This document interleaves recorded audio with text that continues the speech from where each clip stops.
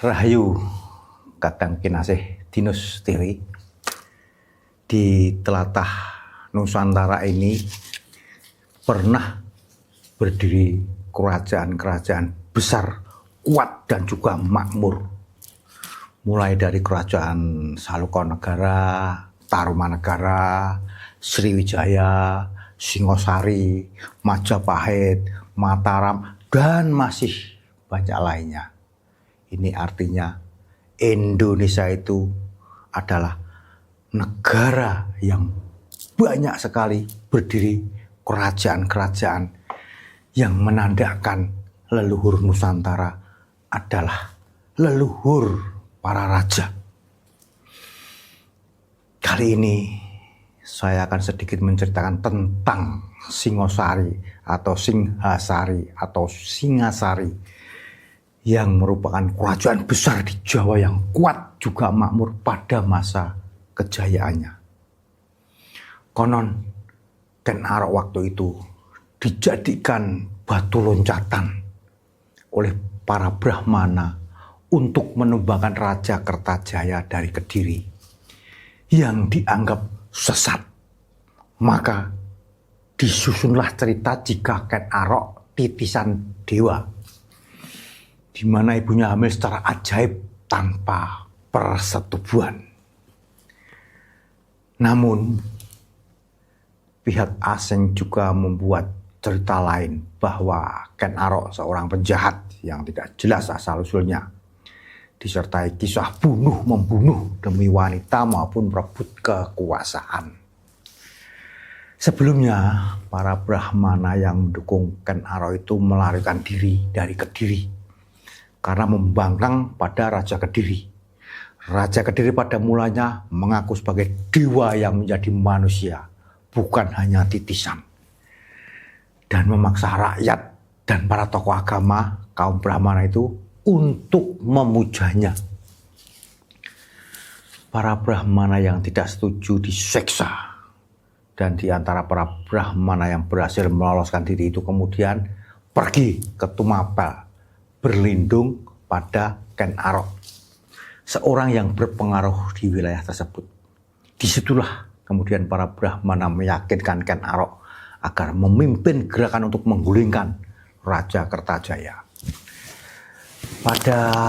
Karena didukung kaum Brahmana, Ken Arok pada akhirnya dapat memperoleh simpati rakyat dan beberapa aku, yaitu para penguasa daerah, bawahan Kediri lainnya untuk ikut memberontak. Pemberontakan Ken Arok pada akhirnya sukses. Selepas ini, Ken Arok memproklamirkan berdirinya kerajaan Tumapel dengan wilayah intinya adalah bekas wilayah Kediri. Pada mulanya kerajaan Tumapel beribu kota di Kutaraja. Namun seiring perkembangan zaman, kerajaan memindahkan ibu kota kerajaan ke kota baru yang dinamai Singosari. Pendapat lain hanya ganti nama. Dan ketika beribu kota di Singosari itulah kerajaan Tumapel dikenal juga dengan nama kerajaan Singhasari atau Singasari. Di bawah kepemimpinan Ken Arok dan penerusnya, kerajaan Singosari dikenal makmur dan kuat pertahanannya. Para Brahmana, para prajurit, para seniman maupun para pujangganya hidup dalam kedamaian dan berkelimpahan. Namun ada arca Dwarapala yang hingga kini masih menjadi teka-teki abadi di Singosari. Di desa Candi Renggo, Kecamatan Singosari, Kabupaten Malang, terdapat 2 arca Dwarapala yang masih menyisakan misteri. Posisi hadap yang berbeda, ukiran yang belum detail, dan ukuran yang besar membuat ahli purbakala penasaran apa yang terjadi di masa lalu. Arca Dwarapala adalah peninggalan kerajaan Singosari yang masih kokoh berdiri. Namun posisi hadap kedua arca ini tidak seperti biasanya. Arca Dwarapala yang berada di utara menghadap ke timur, sedangkan pasangannya di selatan menghadap ke utara. Ini membuat ahli purbakala bertanya-tanya, apa yang menyebabkan perbedaan posisi hadap ini?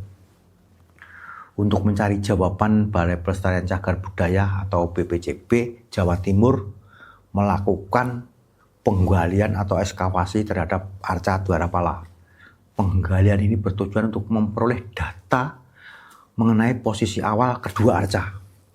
Ahli purbakala berharap dapat menemukan jawaban atas teka-teki ini dengan melakukan penggalian. Selain posisi hadap yang berbeda, arca Dwarapala juga memiliki ukiran yang belum detail. Ukiran pada arca ini masih polos dan belum memiliki sisik pada bagian ular. Ini membuat ahli purbakala berpikir bahwa arca ini belum selesai dipahat. Apa yang menyebabkan arca ini belum selesai? Ukuran arca Dwarapala juga sangat besar dengan tinggi 3,7 meter, ketebalan 1,98 meter, dan lebar 2,25 meter. Ini membuat ahli purbakala bertanya-tanya, apa yang menyebabkan ukuran arca ini sangat besar? Apakah ini karena kebijakan penguasa waktu itu atau sebagai penanda khusus? Penggalian yang dilakukan diharapkan dapat mengungkap sisa-sisa bangunan yang masih terkait dengan arca Dwarapala. Ahli purbakala berharap dapat menemukan jawaban atas teka-teki ini dan memahami lebih baik tentang sejarah dan budaya kerajaan Singosari. Tentang Singosari menggempur Sumatera berdasarkan berbagai sumber sejarah mencatat pada abad ke-13. Kerajaan Singosari di Jawa memutuskan untuk melakukan ekspedisi militer ke Sumatera yang dikenal sebagai Pamalayu, invasi ke Melayu.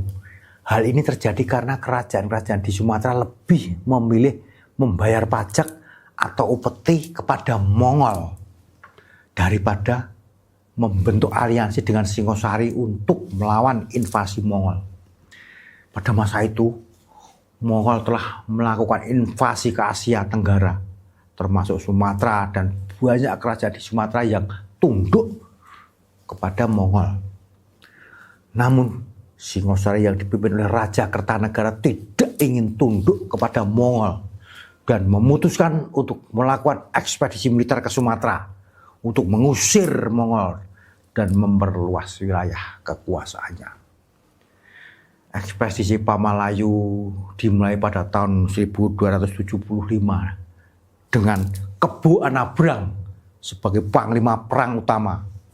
Seremonial pelepasan tentara Singosari dihadiri oleh Mahisa Anengah Panji Anggragani yang merupakan seorang bangsawan Singosari. Ekspedisi ini memakan waktu 11 tahun dari tahun 1275 hingga tahun 1286 sebelum akhirnya berhasil menaklukkan bumi Melayu pada tahun 1286. Selama ekspedisi, tentara Singosari menghadapi banyak tantangan, termasuk perlawanan dari kerajaan-kerajaan di Sumatera yang tidak ingin tunduk kepada Singosari.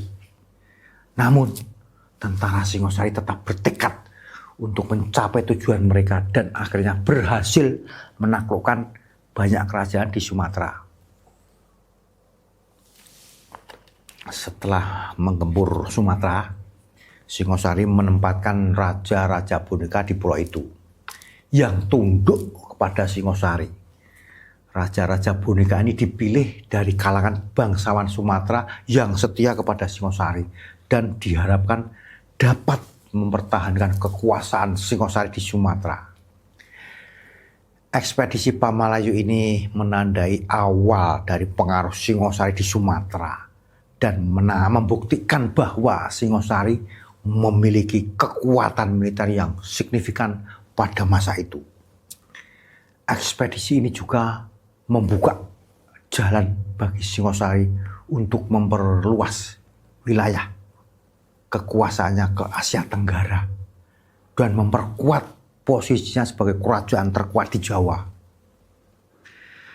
Sumber kisah ini dari kitab Pararaton, sebuah kitab sejarah Jawa yang ditulis pada abad ke-15. Kemudian Negara Kertagama, sebuah kitab sejarah Jawa yang ditulis pada abad ke-14. Lalu Sejarah Cirebon, sebuah kitab sejarah yang ditulis pada awal abad ke-17. Prasasti, sebuah sumber sejarah yang ditulis pada batu atau logam. Dan catatan sejarah dari Cina, India, dan Eropa yang membahas tentang ekspedisi Pamalayu.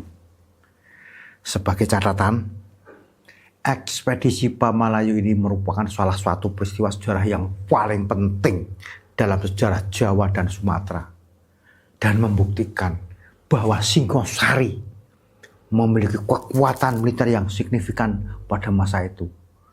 Ekspedisi ini juga membuka jalan bagi Singosari untuk memperluas wilayah kekuasaan ke Asia Tenggara dan memperkuat posisinya sebagai kerajaan terkuat di Jawa pada masa itu.